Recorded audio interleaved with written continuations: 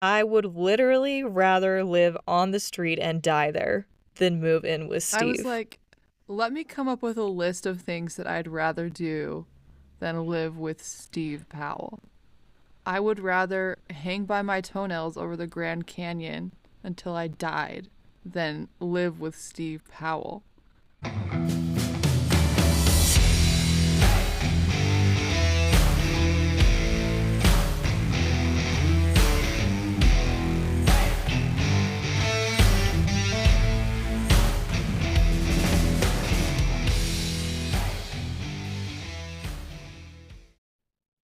Hi, I'm Chansey, And I'm Lila.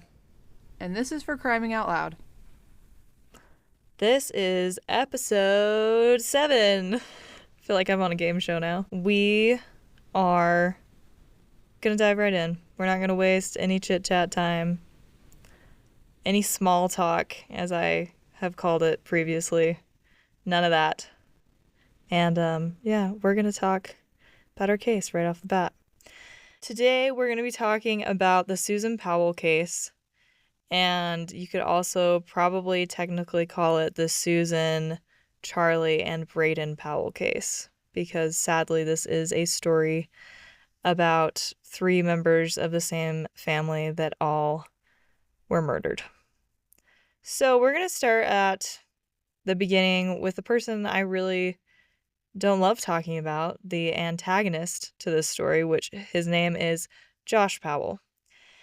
So Josh Boo. Powell, yeah, he is. He is the biggest boo that there ever was. Maybe the only bigger boo in the world is Steve Powell, his father, but we'll get there in a minute. Yeah. So Josh had a very troubling childhood. Josh Powell was born in 1976 to Steve and Terry Powell, and he grew up in a large family. And the person I'll mention that's part of his family that's important later on, her name's Jennifer. She's his older sister. There was her, and then he also had a younger brother and a younger sister that I know of that was like specifically mentioned in the case. He might have had another younger brother, I'm not sure. Like, it mentions brothers, but I don't ever hear more than one of them named. Like, one of them's Michael, and I think the younger sister is Alina, I want to say. Anyway, so there's the Powell family, and they grew up with a lot of issues. Steve, Josh's father, was a very, very perverted and disturbed man. And he himself, Steve, had a very, like, rough childhood. And he described it in his own words, because this man, throughout this case, you're going to hear this a couple of times, but Steve, he kept a journal about everything. He was, like, very obsessed with his life. And I think he thought a lot of what was going on was, like, important just because it was him.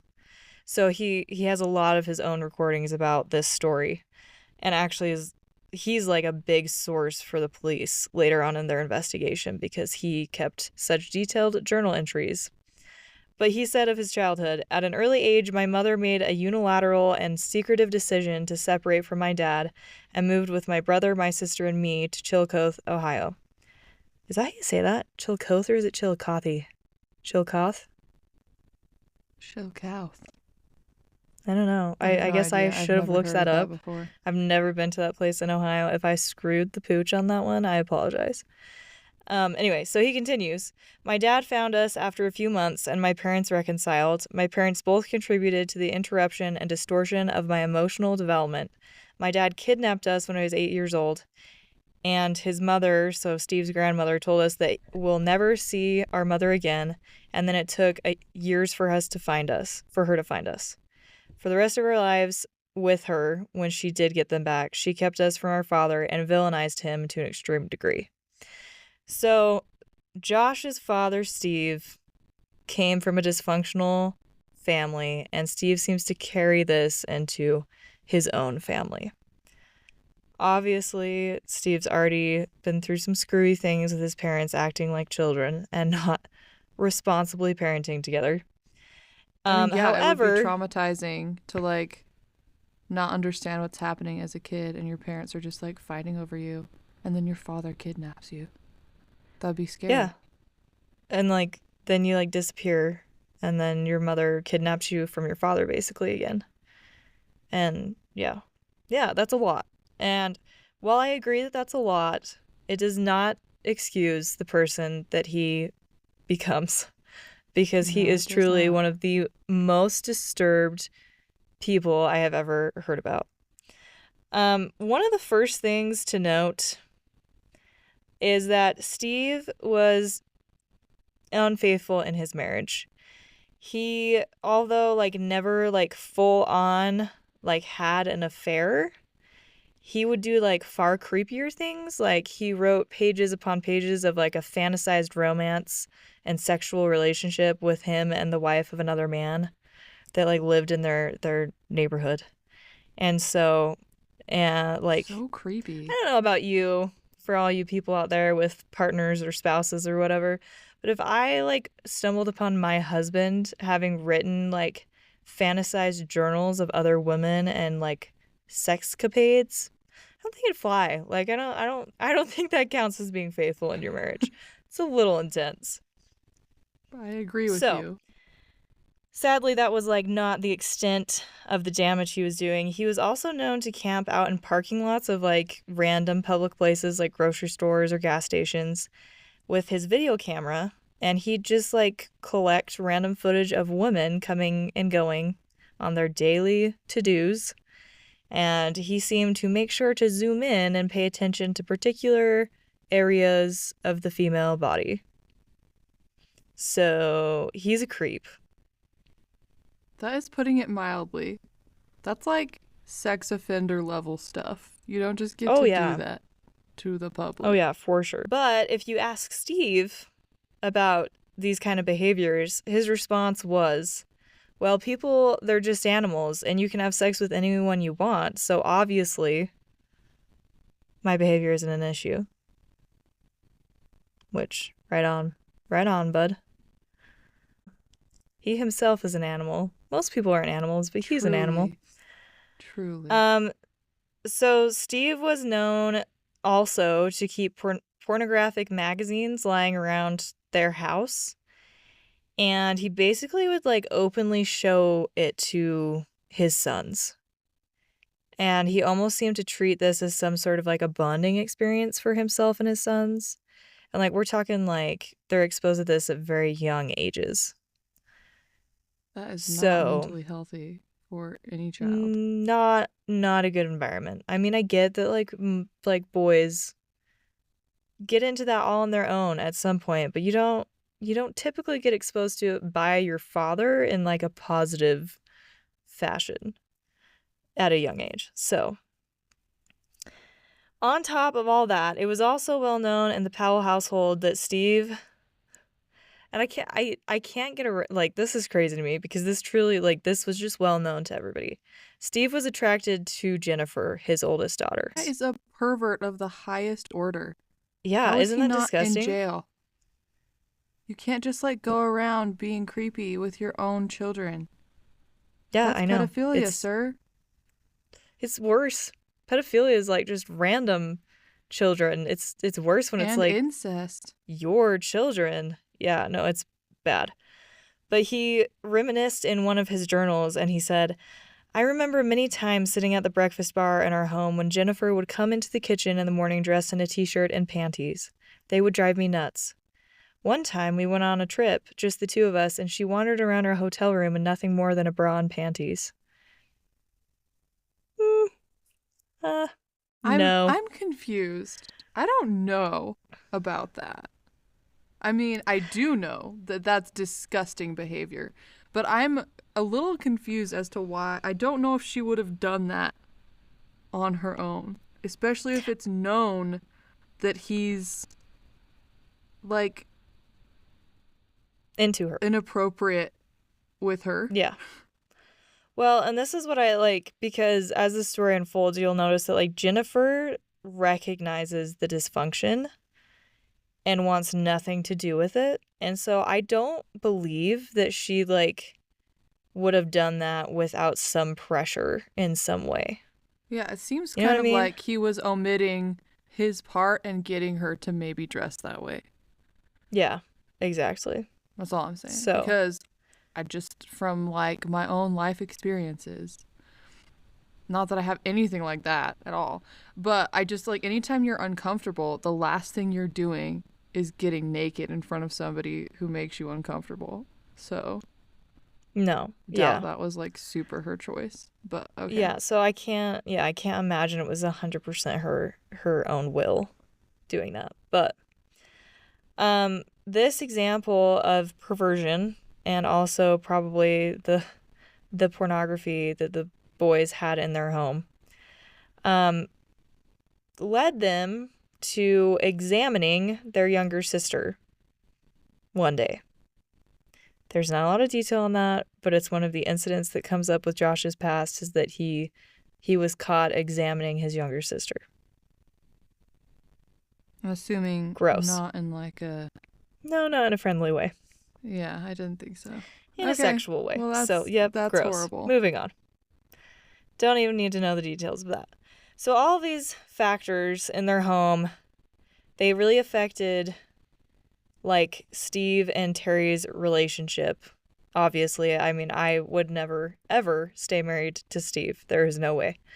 And so Nope. Terry divorced Steve in 1989, and at this point Josh was 13 years old, and Steve moved out completely and left Terry to raise the children. And from his own account, Josh had a really hard time with the divorce. And any issues that he was having seems to have become amplified at this point.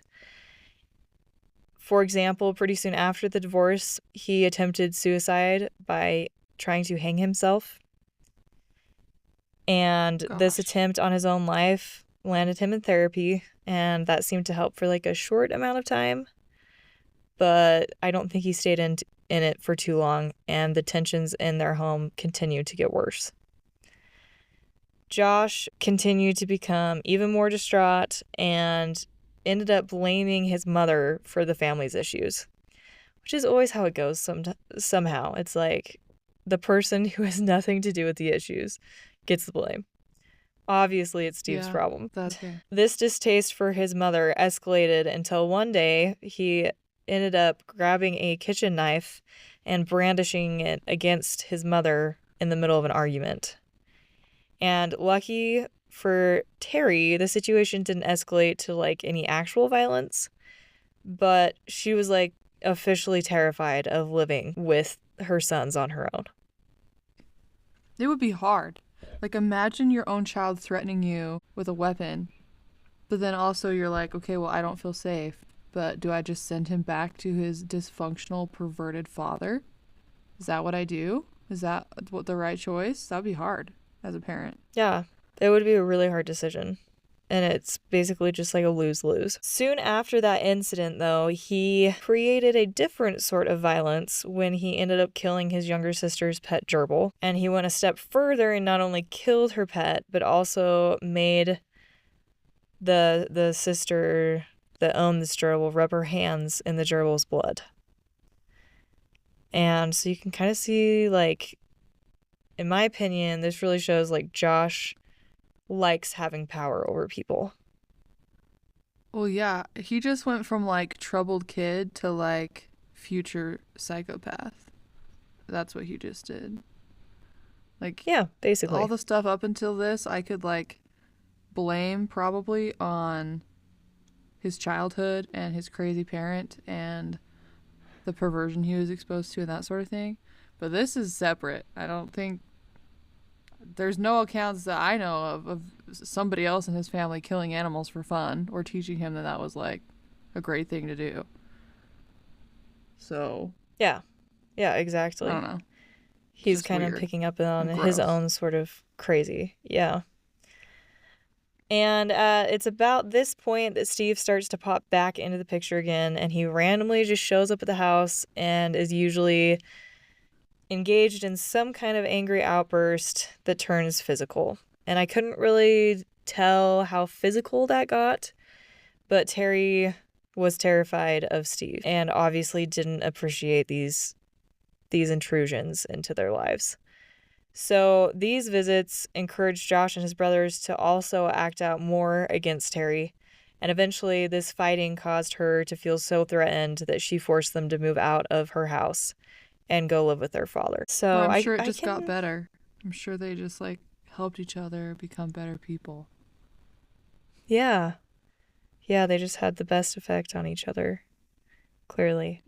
I couldn't really find any interviews with Terry or anything. I don't know what happened to her after this. Either she didn't want to be involved in this story at all, or so yeah, I don't know anything else about Terry. That's basically the last we hear of Terry. Luckily, she gets out of the way of these psychopaths. For the last couple years of high school, while he's living with Steve, this is about the time that Josh starts to get into dating. And like he's really into dating. And this is going to be a big shocker. Although he's into dating, the girls he's dating are sure not into him at all. Oh my goodness. I'm And not shocked at all. yeah, I really can't imagine dating somebody that has done the crazy things that he's done. And like, even if you didn't know what he's done, you get vibes off of people. Josh was given like a straight up psychotic vibe. You can see the Um, crazy in his eyes, man. yeah, exactly. And so as a teenager, Josh dealt with a lot of rejection because basically they all said that he was like kind of creepy and way too intense. So Red flags left and yeah, right. I'm like, dude, yeah. By the time he reaches college, he's well accustomed to that rejection and he doesn't like it, obviously. But, as there always is, there's somebody that's bound to fall into the trap of even people that are terrible people. And the first person to fall into his trap is actually a woman by the name of Catherine. That's his first girlfriend that he ever has. And he was emotionally and abusive and manipulative to Catherine since she was only 19 years old. And he was a few years older than her. And basically what ended up happening is he became financially abusive, meaning that like she did all the working and he just like used her money and relied on her to provide for both of them. And they started to live together, which was a really uncomfortable situation for Catherine because they both attended church together, and in their church, they believed that premarital sex was like a no-no. And they were living together and obviously doing that. And Josh would make up these extravagant lies to cover for them.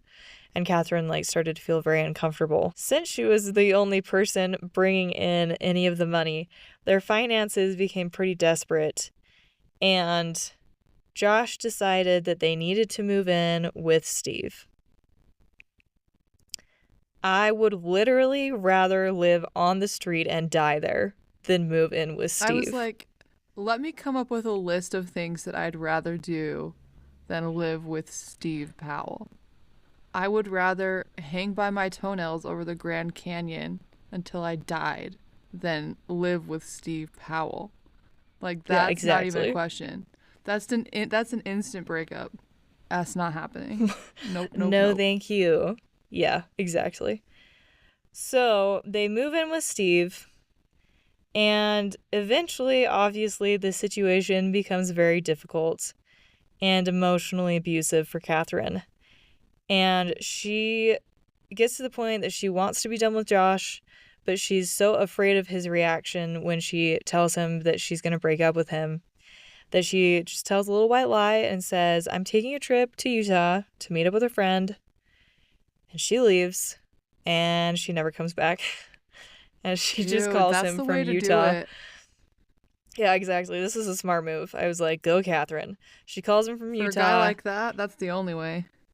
Exactly. And she says to him, Hey, it was nice knowing you. I'm not coming back. Can you give me all my stuff back, please? And he does actually agree that he will drive her stuff back to Utah, but only on the condition that he gets to meet this quote unquote friend that she met there. And this friend is actually who Catherine ends up marrying eventually. So it was more than a friend. It was I don't know the So is background there. that I'm why he sure they wanted had to to have meet him? I'm sure he got those vibes. I'm sure he was kind of like sizing up the competition. But luckily he came, he met Catherine's soon-to-be husband. I guess at the time wasn't even like a fiance or anything, but in the future husband. And he doesn't actually do anything crazy. He just gives the stuff back.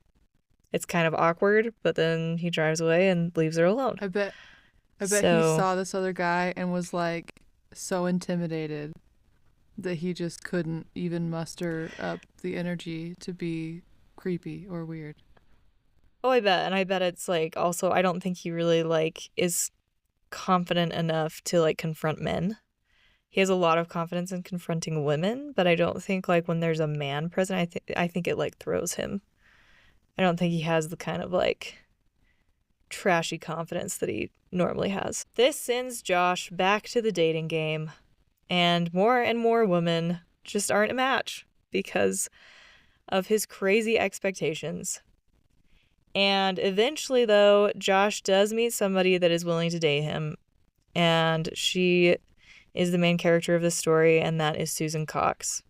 And at the time when Josh and Susan meet, she's only 19. And at this point, So he he's even is older than 24. he was. So they're like, Yeah. yeah, that's a pretty big age gap at that age.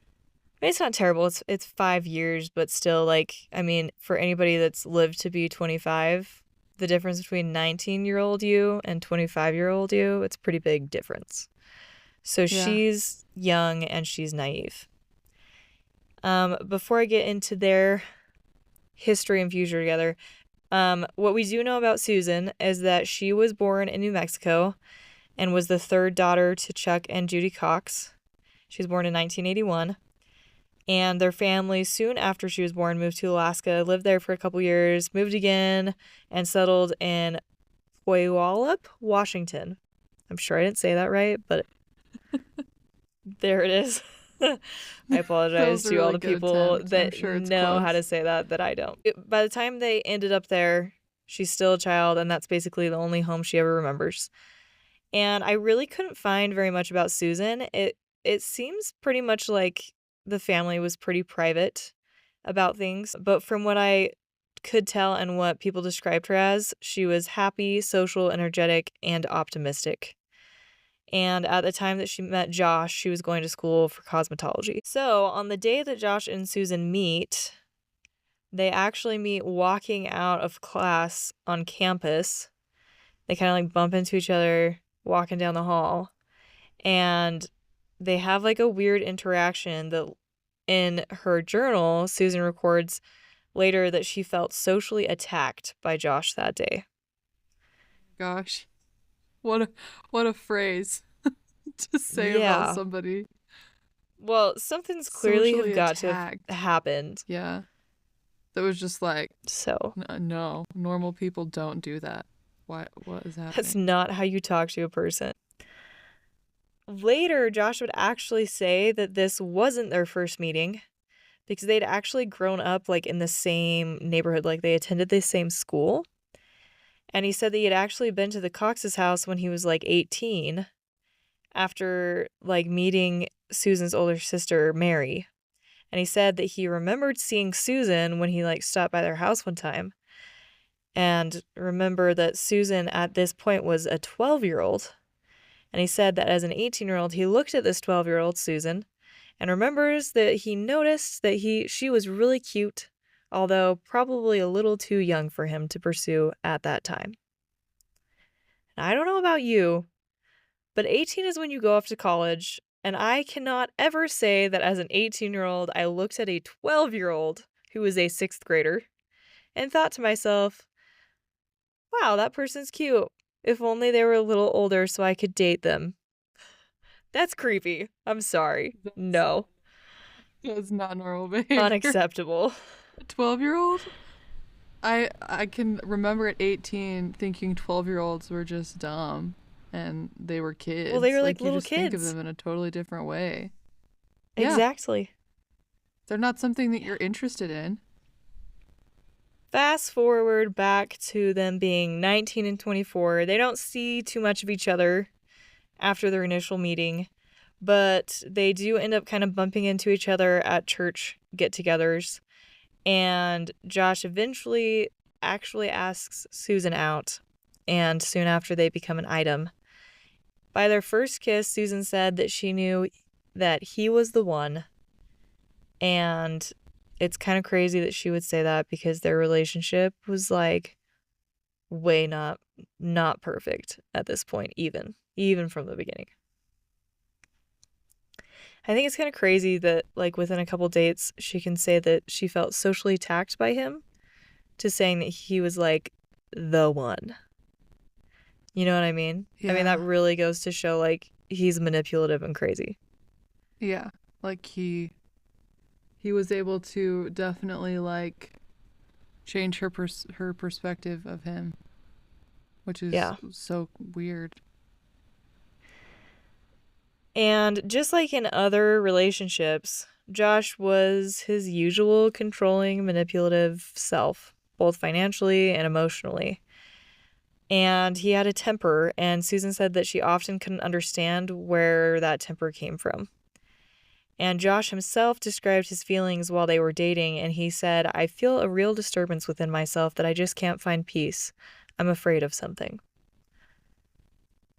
So they're like not even engaged to be married yet, and things are pretty rocky, honestly. So they Super date rocky, for it sounds like. yeah. So they date for only a couple months before they decided that it was time to take the next step, marriage.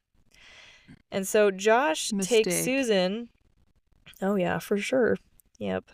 Josh takes Susan to a jeweler's shop where he tells her that he's shopping for a Christmas present for her mother and asks her to help him pick a ring out. And they find one and they go up to buy the ring, and Josh is like, actually, I don't have any money to pay for this, so Susan ends up paying for it. I'm sure he just left it like that. I'm sure he was like, actually, like, I don't have any money with me currently, dot, dot, dot. And then just waited for I'm her to be sure, like, I guess I can pay for it. oh What? yeah, I'm sure he made like a big show of like pulling his wallet out and being like, oh my gosh, there's nothing in here. Looking around, what am I to Crazy. do? Yeah. What Susan didn't know when she paid for this ring is that this would actually be her engagement ring. That's right. Susan paid for her own engagement ring. And I'm guessing he never, like, paid her back for that or even Oh no. said anything about it ever again. No. Yep, that was just on her. So, Josh continues to have a temper, and he's very dependent on Susan for money throughout their engagement as well. Soon the wedding bells are ringing, and the two get married. And it's actually really sad because the day of their wedding, Susan's father is so concerned, and I'm sure has already tried to persuade Susan out of marrying Josh. But he's still so concerned that day that he picks the song Wake Up Little Susie to dance to with Susan at her wedding.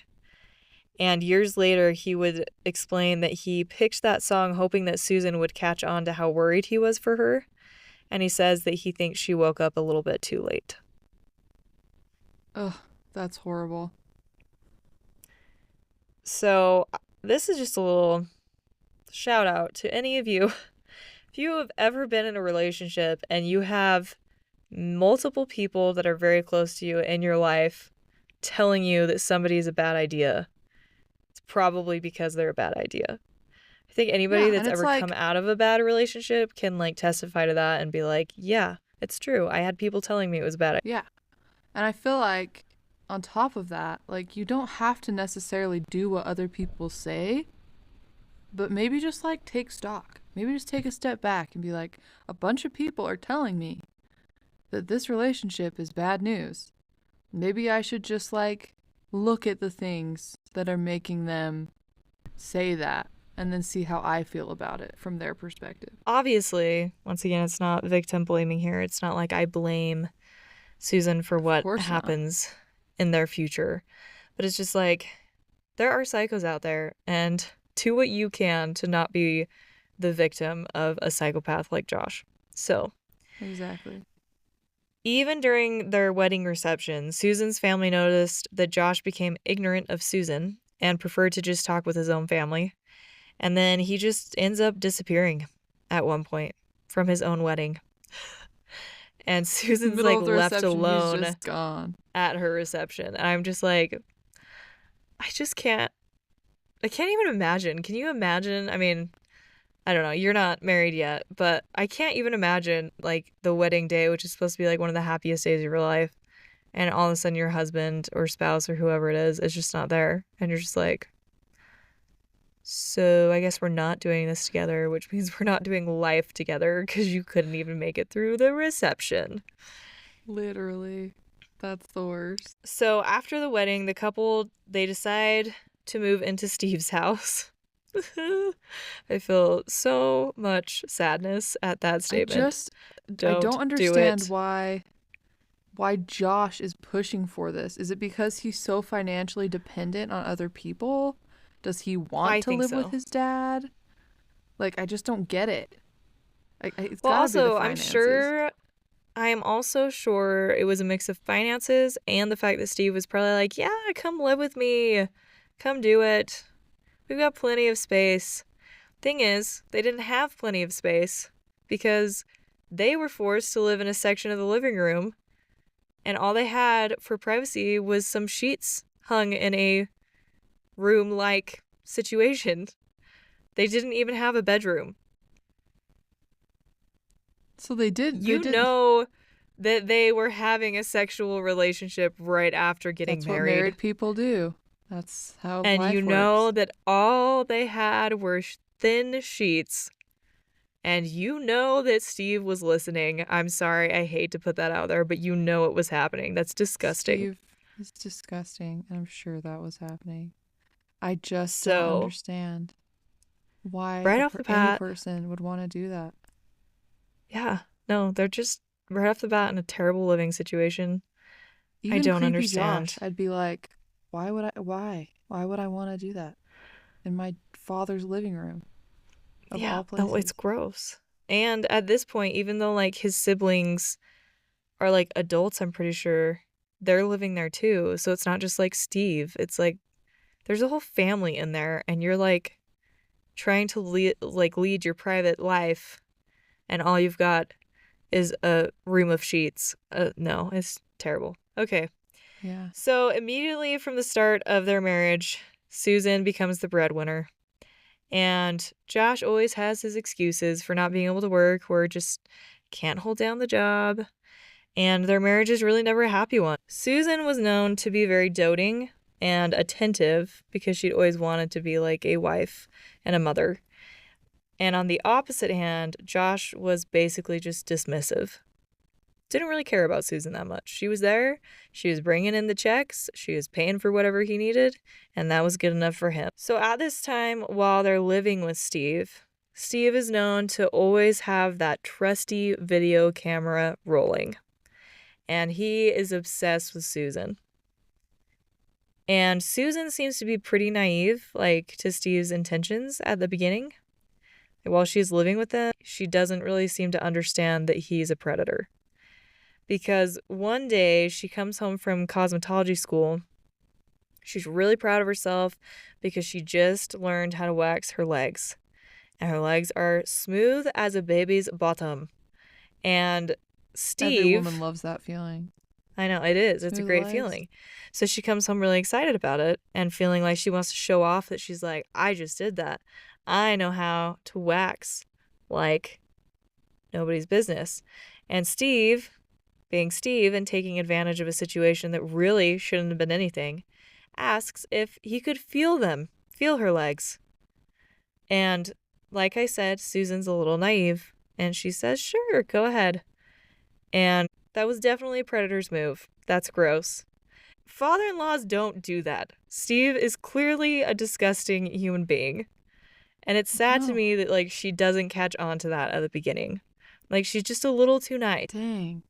No. Yeah. Steve's gross. That's unfortunate. Susan would describe this time in her life as a dark time. And so when they do decide to move out of Steve's house, it's a huge relief to Susan. And they moved to a place not too far away from Steve, still in like the general vicinity, but at least not in his house. It's like a town over, I think, and it's called Yakima. So while they're living there, one night, Steve comes to visit. And it sounds like Josh was not around. Either he wasn't in this room when this situation happened or he was not home. I think he wasn't home. He had like a something going on. He might have actually had a job at this point for like 2 days. Not sure. I don't remember 100%. But she lets Steve into the house and he offers to give her a massage of her feet and her shoulders. And she agrees, which is kind of strange. I don't know why you would agree to like let somebody Maybe that's weird she probably massage your just feet felt and shoulders awkward. She and probably didn't know how just to say didn't know no. what to say. And she did, yeah, like this is her newlywed husband's father, and she doesn't want to like make Rock the waves, boat. and Yeah. which is just like always make waves. If you're ever uncomfortable, just always rock the boat. Just make Flip it those over. waves, make them big. Flip it over. So to Susan, this was like not a big deal. It was just like a weird, awkward massage. And to Steve, he later relived that experience while recording himself undressing on camera. And this is what he says. I No. just had what is probably the most erotic experience I've had in my entire life. I went back to her shoulder blades, I went up her sleeve, and she didn't even mind. She seemed to enjoy it. I mean, I slipped my hand up inside of her sleeve. I had it over here, and I was pushing and I was massaging her shoulder blade. I was right here, just above her breast. And that's already explicit enough for me. There's more to that video. I don't care to describe it. You can imagine where that's going, and that's all I'm gonna say. He's a disgusting. Truly, Ugh. I have an it image in my becomes. head. Oh, I know. Yeah, that's why I'm Steve. like, let's just move on. He's gross. Skedaddle. From the beginning, it becomes really obvious that Steve honestly is in love with Susan and wants Susan to be his and not Josh's.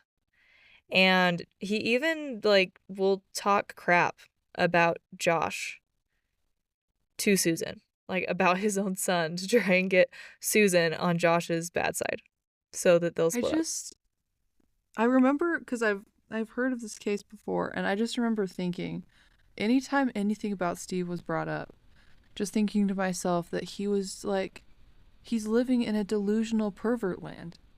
Like Yeah, he he is. just lives in this weird alternate reality, and it's crazy, and it makes him dangerous and not at all somebody that you should spend time with.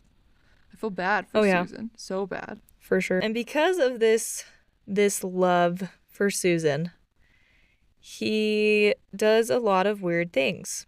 He records music and spends like hundreds of dollars on recording equipment for that music.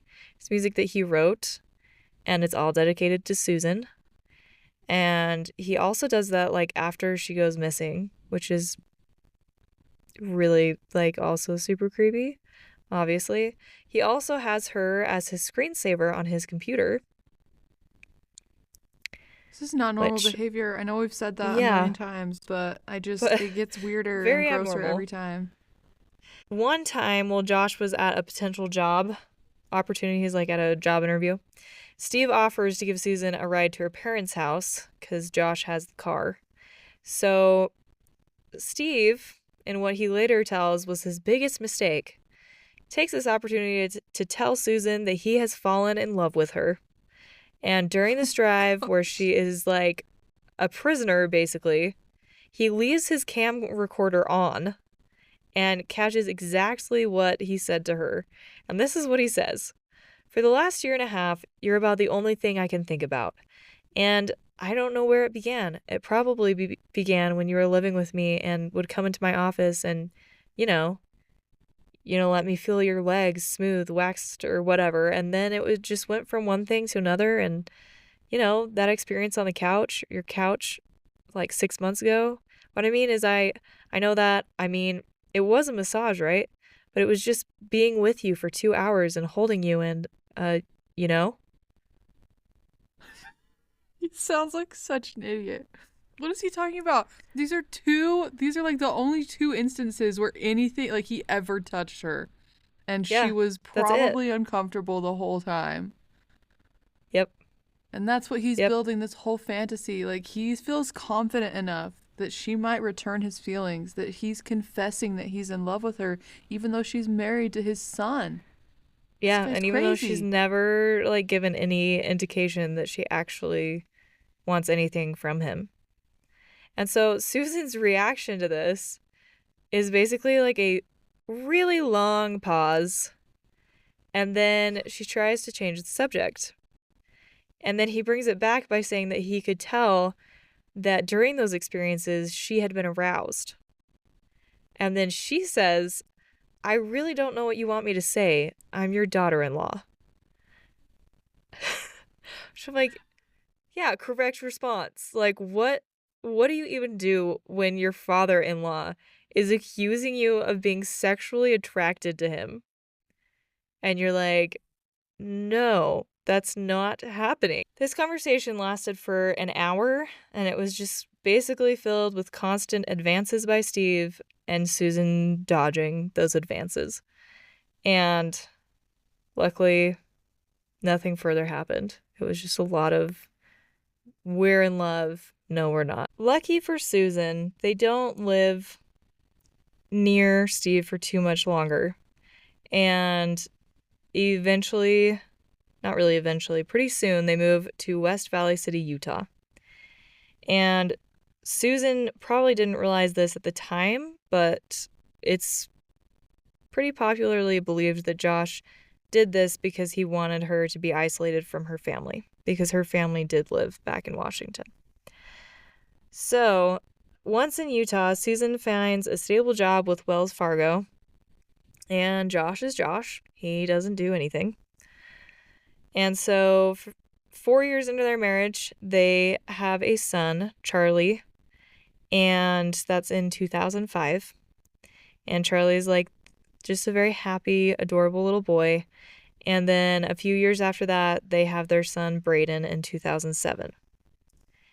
And like I said before, Susan, like, she was just a mother in her very heart, in her soul.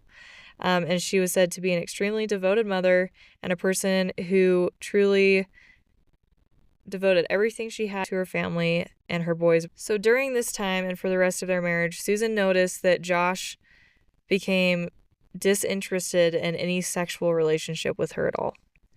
He paid her very little attention except to be controlling and manipulative in every aspect of their lives. And it's about at this point that Susan starts to feel unsafe and she starts to consider a divorce, but she keeps it really like low key because she's pretty afraid of Josh.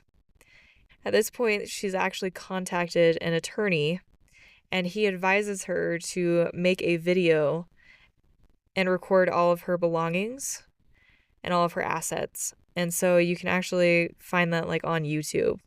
It's this like home recording that she has where she's walking through her house and just documenting everything of value in her house that she would have been the one to purchase. And as she's making that video, she says, just covering all of my bases in case something happens to me or my family or all of us, that our assets are documented. Hope everything works out and that we are all happy and live happily ever after as much as that's possible. So it was like she was concerned that something would happen to her, but trying not to be like doomsday about it. She like Yeah, it had an seems like inkling that she, something was wrong, but she was like, I hope that whatever I'm feeling is not like what I think it is or what I think it could be. yeah, exactly. I think she was trying to, like people said, she was very like positive about things. She believed the best in things. So I think she like even though she felt like something was off in her marriage, she was still hoping that it could be resolved. And it's about also this time that Josh takes out $1 million life insurance policy on Susan. That is never a good sign in an unhealthy marriage. Just my opinion. Which I'm sure is, yeah, I'm sure it's part of the reason that she felt like she needed to start taking action because that seems like really intense for like somebody that doesn't seem to even love you. So things really reach a peak one night when they have a particularly intense argument, and Susan calls her friend Kiersey Hellwell to come over so that Kiersey could record her argument because this one had like rocked her so deeply. So she wanted somebody else to like record her talking about this argument. And the argument had been about money and had gotten so out of hand that at one point she'd actually locked herself in a closet while he had repeatedly like tried to break into the closet. And while like she didn't go into like any detail any other time about physical abuse, it kind of seems like that's the road that it was beginning to take. Like she was afraid of him physically to the point that she's barricading herself in a closet. I can't imagine that. That's so scary. And Kiersey said that while she was like retelling this story, she was like pacing and shaking and was clearly like very terrified. So the day after that argument, she goes to work, she pulls out a blue pen and a notepad, and she writes her last will and testament just on a piece of paper at work. And I'm going to read this to you as well because I think this is like really telling of like what her situation was. She said, I bike to work daily and have been having extreme marital stress for about 3 or 4 years now. For me and my children's safety, I feel the need to have a paper trail at work which would not be accessible to my husband. We've been to a church class about wills, and I know he can override me with the legal paperwork, but I want it documented somewhere that there is extreme turmoil in our marriage. He has threatened to skip the country and told me straight out if we divorce, there will be no lawyers, only a mediator, and that he will ruin me, and that he would be ruined too, but he would destroy my life and the life of my boys. If something happens to me, please talk to my sister-in-law, Jenny Graves, my friend Kiersey Hellwell. Check my blogs and MySpace, check my work desk, talk to my friends, coworkers, and family. It is an open fact that we have life insurance policies of over $1 million if we die in the next 4 years. And coworkers, family, and friends have all heard me say this occasionally. I want my marriage to work out. I told my husband he is depressed or has issues, and we, as a family of four, are not happy and not showing how a husband and wife should interact, that we are messing up our children. He doesn't want to do counseling and says if I were to buy groceries for cheap sale prices, these prices don't exist now with the cost of gas going up, that he would be happy with this well-purchased bargain deal for food in his stomach and would make him happy and our marital problems would be solved. He also said he's mean to me because of the Republicans. Then he mentioned something about how terrible our economy is because of the Republicans, and that if that were fixed, we wouldn't have any problems. If I die, it may not be an accident, even if it looks like one. Take care of my boys. I want my parents, Judy and Chuck Cox, very involved and in charge of their lives. If they aren't, then my sister can hopefully be responsible. I love my boys. I live for them. I chose not to cheat or do any drugs because I wouldn't want to risk losing them. That is so ominous. I don't Well, it like is that. just so it's so heartbreaking because it's like you can almost tell that she knew like how perilous her situation was, but she didn't know what to do about it and she didn't almost like she just didn't know how to get out of it and she kind of expected honestly exactly what's coming for her. And it's so sad because you can tell that she just did everything for her sons. You know, she didn't like she says at the end, Yeah, it's like she didn't ever do anything to jeopardize them having the best life that they possibly could. that's true. And obviously, Josh is delusional because he's blaming their marital problems on things like, quote unquote, the Republicans and money And issues. not even money issues. Like, she's not using enough coupons when she goes grocery shopping. That's an interesting thing to Obviously, blame. he's high as a kite. So, soon after writing this, she moves this document along with other legal documents to a safety deposit box where Josh would have no access to them. So, this brings us to December 6th of 2009. And this is when it becomes no question about how wrong things were really going in the Powell family. On that day, December 6th, Giovanna, which is Susan's friend, she comes over to help Susan knit. And Josh, who never helps out around the house, offers to cook them dinner. And he decides to cook pancakes. He calls Steve and asks for a recipe. And he feeds both Giovanna and Susan in the living room. And weirdly enough, I've never really found if this was important in any way, but he does make a separate batch of pancakes for them than for the boys. What's weird is that Giovanna left soon after this with like complaints of not feeling well all of a sudden, which seems like really weird right after eating It the food that seems like he, Josh made. yeah, seems like he poisoned them. It's a It's weird thing kind to of what it do to seems some like. random woman you don't know, and Yeah, also your wife, but like, why would you risk poisoning somebody else if you're trying to get away with murder? yeah, It's weird. exactly. So she's leaving, and as Giovanna's leaving, she watches Josh also leave to take the boys sledding, and she watches them like pull away. The next day, on December 7th, it's really strange because daycare where Charlie and Brayden normally go doesn't see them. And like Susan's the breadwinner and Josh doesn't take care of the kids. So they're like really worried at the daycare. They're like, something's not right because she didn't tell us that they wouldn't be here and it wasn't sitting well for them. So the daycare teacher actually drove to Susan's house to check on her, and they become really concerned because they see no tracks leaving the garage and it had just snowed that morning. So they can tell that like nobody's left the house that morning. And immediately this daycare teacher thinks it might be like a carbon monoxide leak. And so she calls the police. And when the police arrive, they have to break into a window because everything's locked up really tight. And the first thing that they notice when they get in is A, there's no carbon monoxide leak, and B, there's a bunch of random fans set up all over the living room pointed at the carpet, and one is even face down on the carpet, trying to dry out these like wet spots. So they begin searching the home and trying to see if anything else seems out of place or strange. They find Susan's purse with her keys and wallet and other personal items in the house, but they don't find her phone. And other than the fans, there's really not any sign of disturbance or physical altercations. There's nothing really out of the ordinary. And what's interesting is that their neighbors were actually worried that they had gotten into an accident since the car wasn't there.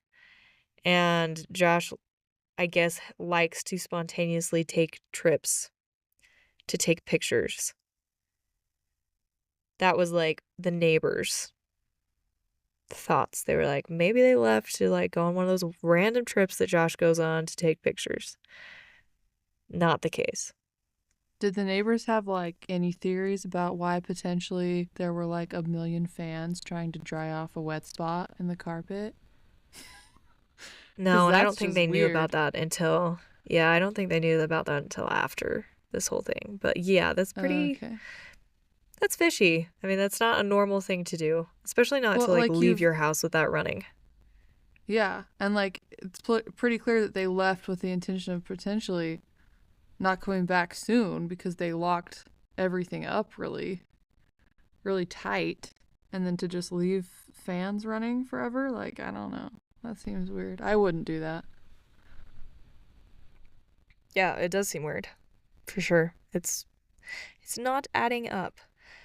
So Josh shows up hours later. The police are still at his house and they search the van like upon him returning home and they find a ton of camping equipment and Susan's phone is stuck in the console.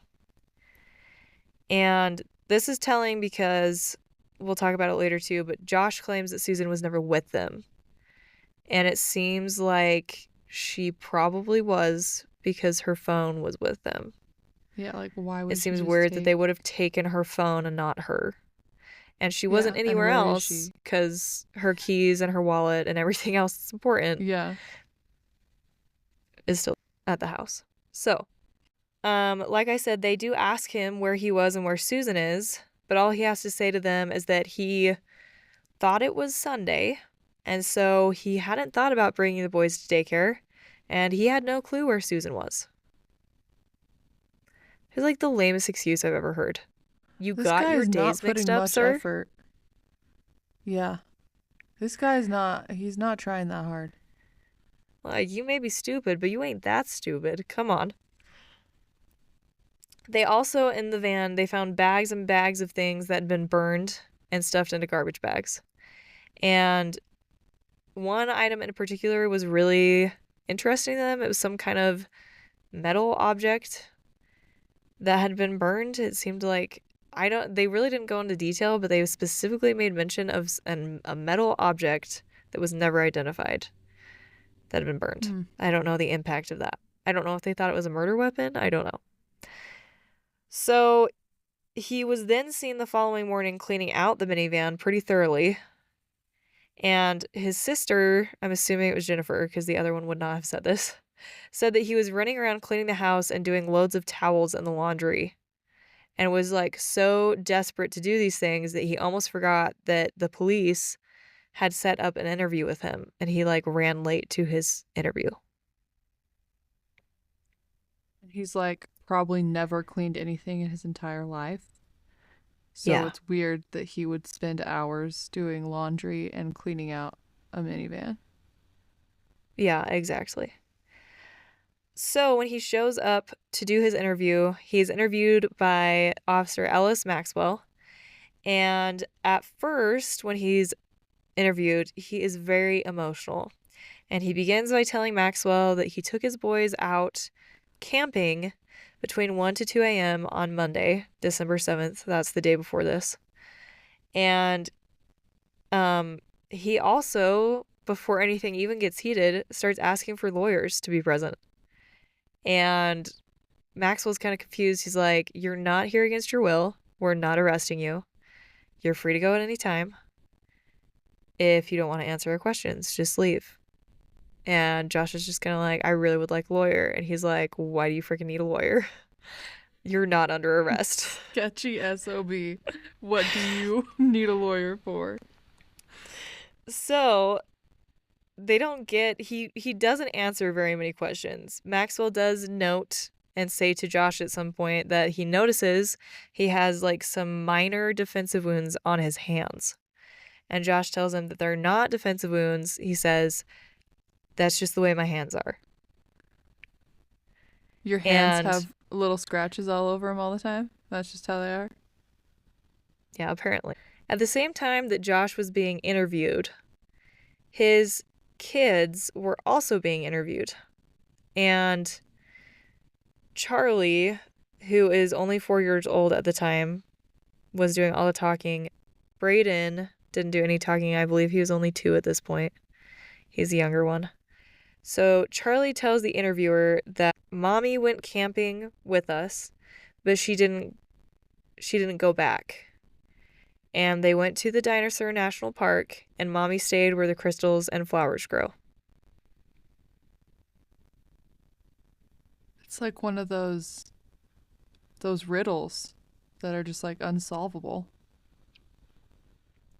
Yeah, it's like I wish you could decipher the mind of a child because Yeah. what at least becomes clearer is that he claims that his mother was there.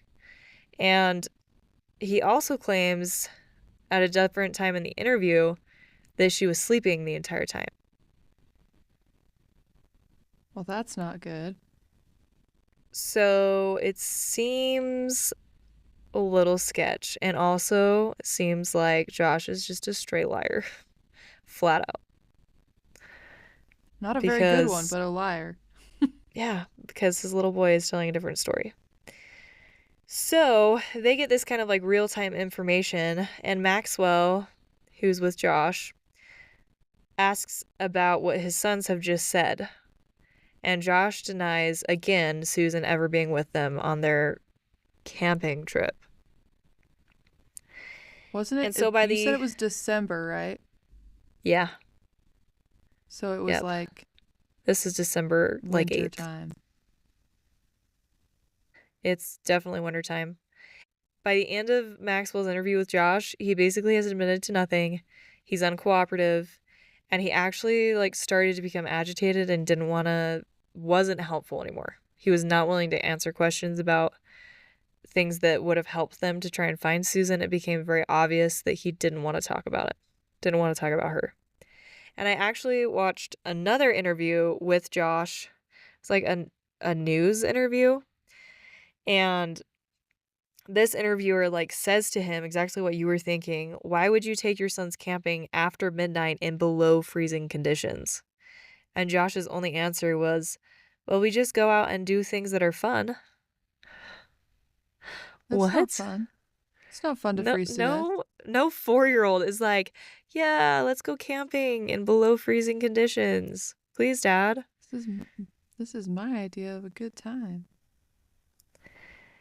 So, as Josh is being interviewed throughout the following months by people like this, he also makes several accusations. He blames um her. He blames Susan as being crazy and suicidal. He claims that one time she walked out in her underwear and walked down the street, and to him that was a sign that she was insane. And his claim was that she probably just went off with another man and left because she was overly sexual. I'm sorry. This to me, the what he just said. This proves how out of touch with society and reality this guy is. Like, he doesn't even know how to come up with a lie that actually sounds plausible. Yeah, Because he's no, just so, like, living in he just his says, own, he doesn't get it. yeah. He only has like literally just the stupidest things to say because like it's almost, to me it seems like it was a crime of passion and he had literally no time to think it through. It like happened and he hadn't thought up any lies or excuses or anything, and he's just flying by the seat of his pants And he probably wasn't expecting the police to literally be at his house when when he he pulled pulled up. in after murdering his wife. And Yeah, so he had literally zero time to come up with anything. And the first thing that came out of his mouth he had to stick with because otherwise it would look suspicious. But exactly. unfortunately, So, it looks suspicious either way. So at least there's that. yep, exactly. So, on that December 8th interview with the police, at the very end, Josh is told that they're taking his phone and that they will need his van and they will need his home to serve search warrants. This is where I get a little bit confused, and it was like contradicted in different sources that I found. So I'm going to say one source says that I don't know how search warrants work, and I don't know if there was like a time period here before they like gave him the car. Like, what is, from what I can tell, they hung on to the car for a while, and they worked on trying to get a search warrant, to, not a search warrant, but a warrant to put like a GPS beacon on his van when they gave it back to Okay. him. So it sounds like they kept it for a while, like probably like only a day. They searched it and then they tried to get a warrant for it. And then this is where it gets a little fuzzy. Like one source says that like soon after he got it, like he drove like 800 miles somewhere and back. Josh, But you I feel like mean? that can't be true. Yeah, Josh did. I feel like that can't be true because at that point they said that they put a GPS beacon on his van. So they would have like known where he drove to, and they didn't know where he drove to. So And somewhere in this time period in these couple days here, he does do that. He drives like 800 miles somewhere and back, and they take note of that on his speedometer, and they don't know where he went. But so I was just confused because just to clarify, So, like, for me, so I can understand, are you saying that, like, they took his car, they served the warrant, they took his car, they searched it, they put a tracker in it, and then after that, at some point, he drove 800 miles there, like, back, there and back, and they Yeah. don't know where he went? Yeah, and they don't know where he Because, went. But the part that's confusing is like if they had a GPS beacon on there, I don't know how they don't know where he went because he was unaware of it. He was not because aware. I thought in previous tellings of this story that I've heard, I thought that they, during the search, had found that he, like, did that. Like, when they searched his vehicle, like, they checked the odometer and they were like, oh, he went wherever many miles. But I think I was thinking about it wrong.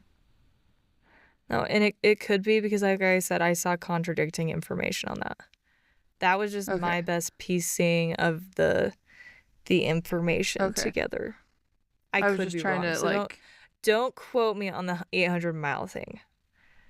So, but at some like, I'll point, be on. either before or after they searched his van, he drove to some unknown location and it was really far away. Yes. Yep. Moral of the Okay. story, he did that at some point. Okay. Which, like I said, it probably makes sense that he did that before the GPS beacon was placed on his car. So it's probably before they took it to search for it. It could have been And after because I kind of remember listening to another podcast and them saying like it didn't work or something, but that might be the wrong thing. I don't know. Like the it GPS was really tracker didn't fuzzy. work. Yeah. Yeah, it was Well, fuzzy. So don't quote us on don't that, quote me on but that. something happened where he went far away. And honestly, he did exactly what the police were hoping he would do. Like, they put it on there hoping he would go back to the scene of the crime and try to clean it up a little bit more. And he probably did. Honestly, that's probably where he drove to. But they never, like, for sure caught that as evidence. So, That's disappointing. They could have caught him. but they also do search his home. Like I mentioned, they got a search warrant for that. And so they go in and they use what's called Blue Star, which is a product that reveals blood stains, even ones that like are invisible to the eye. And they know that there was a swipe of blood on the couch that would later be confirmed to be Susan's. And it's Was kind this of like a lot of interesting. blood? Not a ton, no, but enough that it, like, I would say it covered like a foot long on their couch. Okay, And so what's that, yeah, interesting that's when you concerning. look at the picture, it's like, it's a weird pattern, but it almost is like where you would imagine like head or neck level to be of somebody sitting on the couch. Okay. All right. For some reason I was picturing on like the seat cushion. So that was No, that it's was like good. on Clarifying the information. backrest part of the couch. So Okay. they could not tell how long the blood had been there. And they also found like really teeny flecks of blood on the tile flooring next to the couch. And like the officers that were doing it, they said it's like almost like if you were coughing like blood into like a tissue, but some of it was like missing the tissue. That's like what you would see sprinkled on the floor. It's just like teeny specks of blood. Micro specs. Yeah. And so they can't, once again, they couldn't say when the blood got there, but they did know it was Susan's. And it seems weird they would be there if Susan was like living there because she would have, like, at least the blood on the floor, you would think she would have cleaned it up. But I guess it was small enough, maybe it wasn't noticeable. So that's like, what, the December, I like can't remember the dates all of a sudden. It's like December 9th, 8th and 9th. That's happened. So by December 16th, about a week later, they start the search for Susan. And they start in Simpson Springs, which is where Josh told them that they went camping. And they specifically focused in on the caves in that area. And this was because at a Christmas party in 2008, the year before this, Josh had told a coworker of Susan's when they were talking about like true crime. He told her, "Those shows are so dumb. Those people always put the bodies in the stupidest places. It's always so obvious." And then he said, "If it was me, have you ever been out to the West Desert? There's mines everywhere. Nobody's gonna find anything out there." Creepy son of a gun. What a weird thing to So, say to people you don't know very well. well, yeah, exactly. It's like, also, why have you thought about? I have never thought about how I would dispose of a dead body. I'm just gonna put that out there. No, Never I thought haven't about it. I've either. never taken time to be like, where? And I listen to true crime, and I'm never like, I know. I had a dead body. No, not What normal. would I do if I needed to dispose of a person and never get caught? Nope, not a thing I've thought about. Not once. So, sadly, this search turns up nothing even after years of searching. This is kind of where her case stays. It goes kind of cold. They don't have any more evidence against Josh. Um, and they really can only think to search in areas that they know of. You know what I mean? Like they're only going to search where Josh said, or areas that match the description of like the accounts that like Charlie gave, and they search a lot of places. But we're talking about like a desert area that has just like hundreds of caves. Like endless amounts of places she could be. You just can't search all of Exactly. them. It's just not possible. And like in one of those search efforts, they actually did find like remains, and they thought that it was human remains, and then it turns out that it was like just an animal remains, and that there was like men's pants down there, but it wouldn't have belonged to Susan, and they were never able to Actually, identify who it was. But I actually remember that, I think. I remember reading about that. I don't know what year it was. Maybe it was a different instance. But I remember her dad was being interviewed and him being like super optimistic that it was her, and then it wasn't. And it was like really yeah, sad all over again. and this was like years later, like after everything in this case happens. It was like after that. So Yeah. That's why I would remember it, because otherwise I wouldn't. So, like I said, that the search began on December 17th, but then it goes on for years. And also on that day, they pull Steve in to interview him, and they want to kind of get an idea from him what Josh and Susan's relationship had been like. So when he's asked about that, Steve just kind of claims that they only had issues at the beginning of their marriage, not recently, and he doesn't really give any information beyond that. But he does definitely basically tell the police that he has like been in love with Susan for a while. And he claims that it was only her morals of trying to keep her family together that kept them apart, and that she had been very openly sexual with him. Which is a bunch of baloney. Yeah, and why Like, it so pertains much to like baloney. why she's missing, I don't know. It's like he's just trying to get some spotlight. So, at the Literally. end of the interview, they ask if they can search his home, and he tells them that, sure, go ahead. I'll do anything to help find Susan. I loved her. And so they search Steve's home, and they don't find anything pertaining to the case.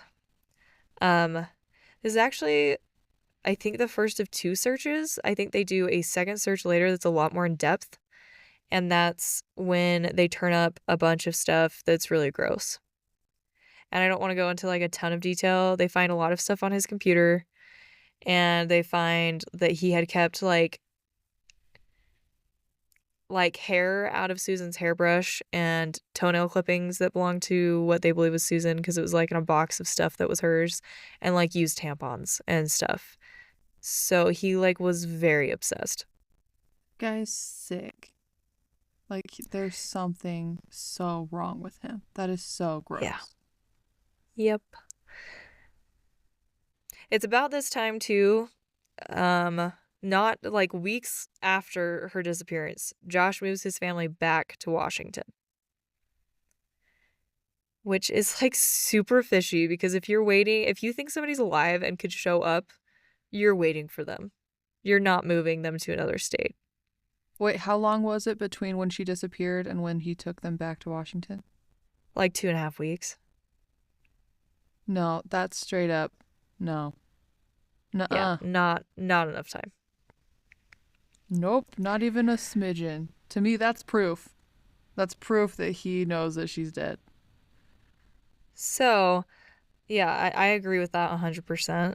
Like, that's very damning for him to act like that. He's just, Yeah. he's not convincing anybody. Let's just put it that way. So on January 13th of 2010, so that sounds like it's forever away, but remember this is like at the end of December when all of this is happening. This is really like a month after Susan's disappearance. Jennifer Graves, who is Josh's sister, she's gotten married since she was a Powell. She volunteers to wear a wire and try to get Josh to confess while she's attending a family party. And so the police are like, yes, please, let's do this. And they get the necessary warrants. They set up the operation. They have a helicopter in the air nearby. They gave her code words in case he became violent. And she goes into this family party and basically has to corner him because he does not bring up Susan at all. This is like literally, this is like right after they move back. This is like 3 weeks to a month after her disappearance, right? This is January 13th. So it's like a month. And he's not even talking about his wife. It's like It's just she's not a never thing to him. existed. Yeah. Like literally And out of sight, out of mind. yeah, and so Jennifer, to get any information, kind of has to become kind of pushy. And what ends up happening is Josh doesn't say anything. He tells Jennifer that his lawyer has said that he can't say anything.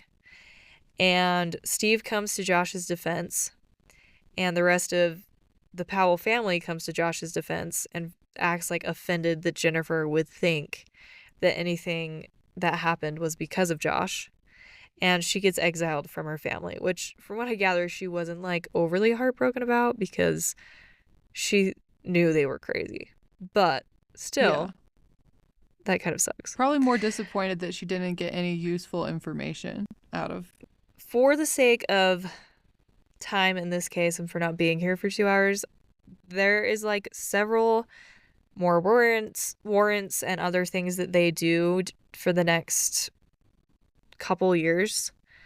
They find a car that they believe was like involved with things, and they search other people's homes, and they're on this case. If you want to hear those details, there's a great podcast that gives you a whole season on this case, and it's called Cold.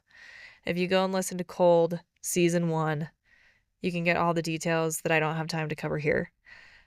But they do not give up on trying to solve Susan's case. The next thing to happen in the case, though, doesn't happen until February 5th of 2012, and this is when things take another turn for the worst. On that day, Elizabeth Griffin Hall, who was working for the foster care resources, she was assigned to take Charlie and Braden to visit their father.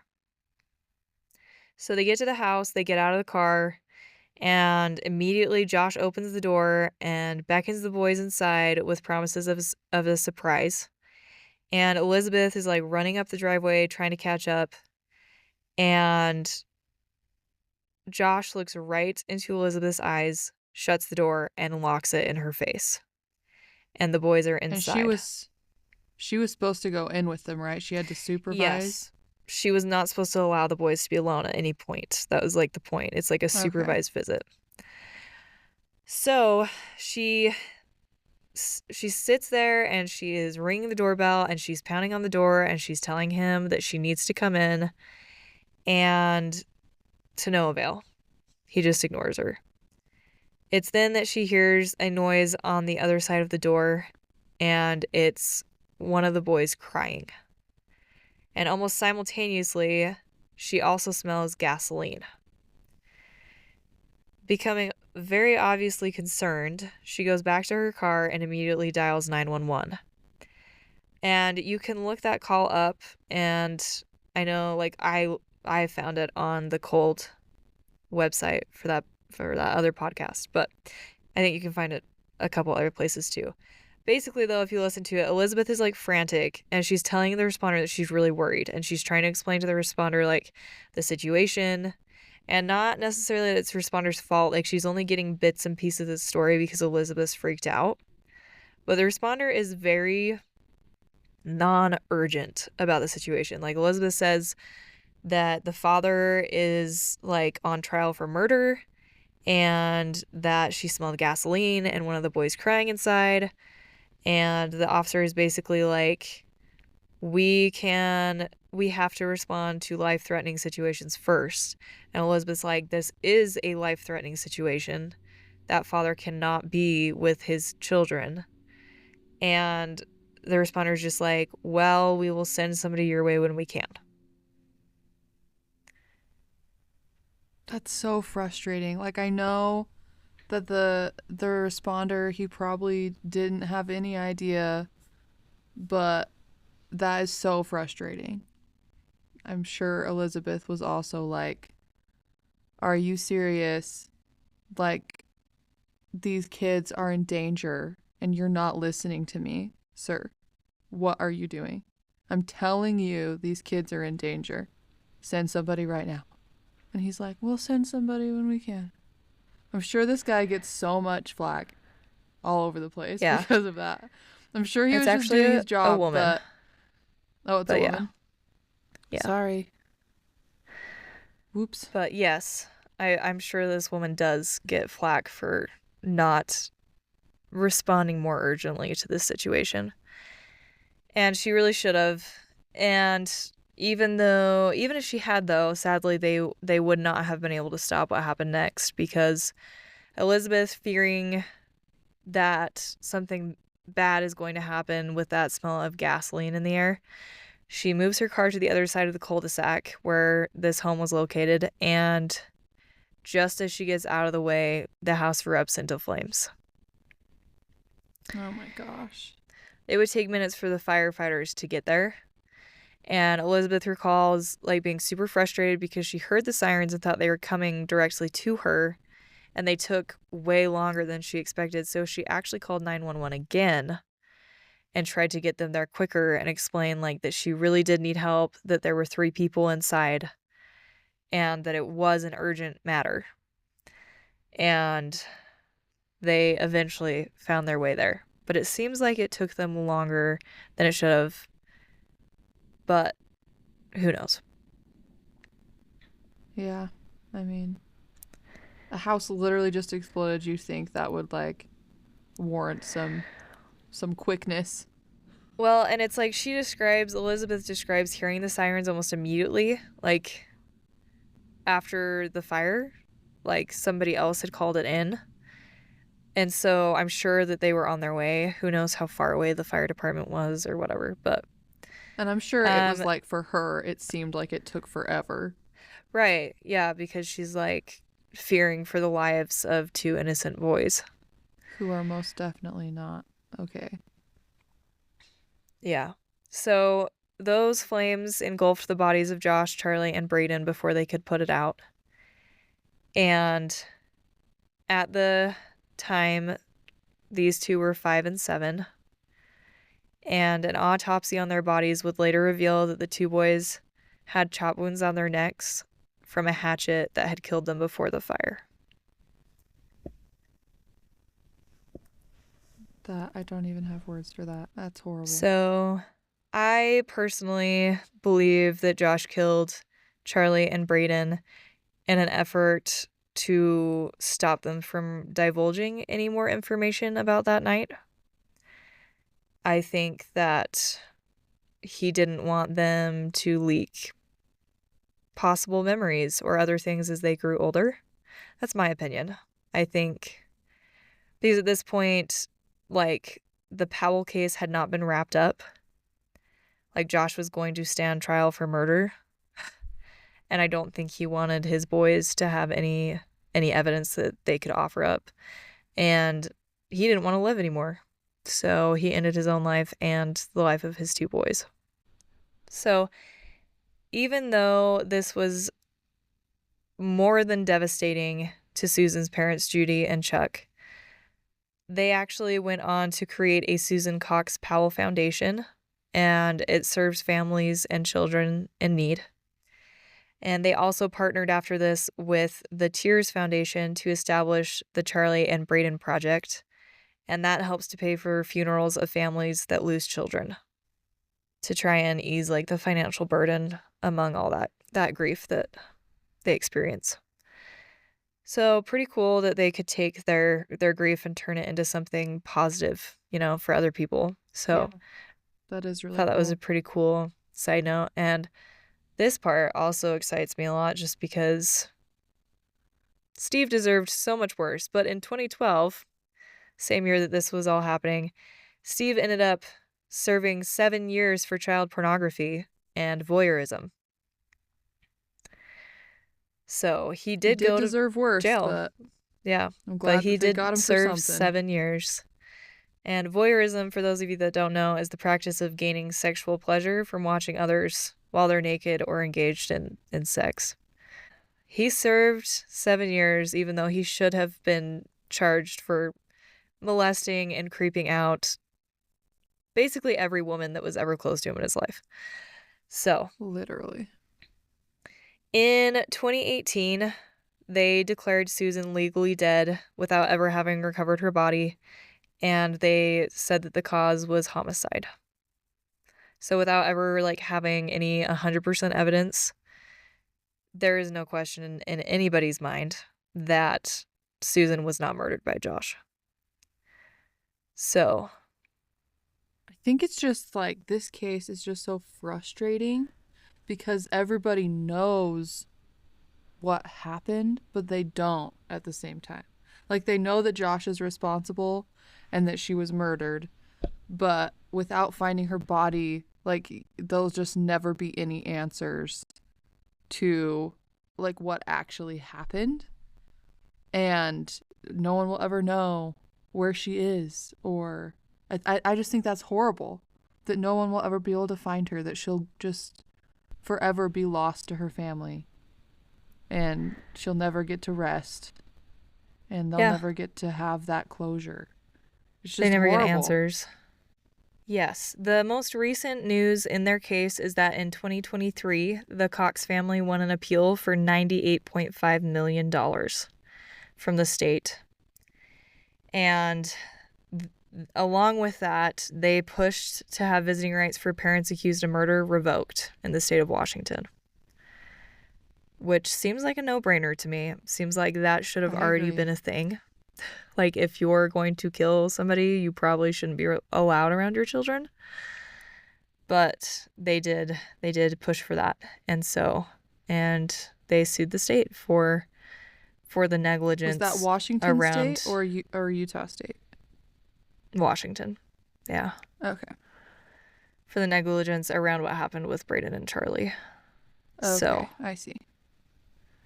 yes. That makes sense. And I think Because I that was agree. probably the right move. Yeah, you should have never, like, nobody should have ever been like, yes, that child can go see their dad who is obviously psychotic and murdered their mother. Yeah, it just never should Yeah. have happened.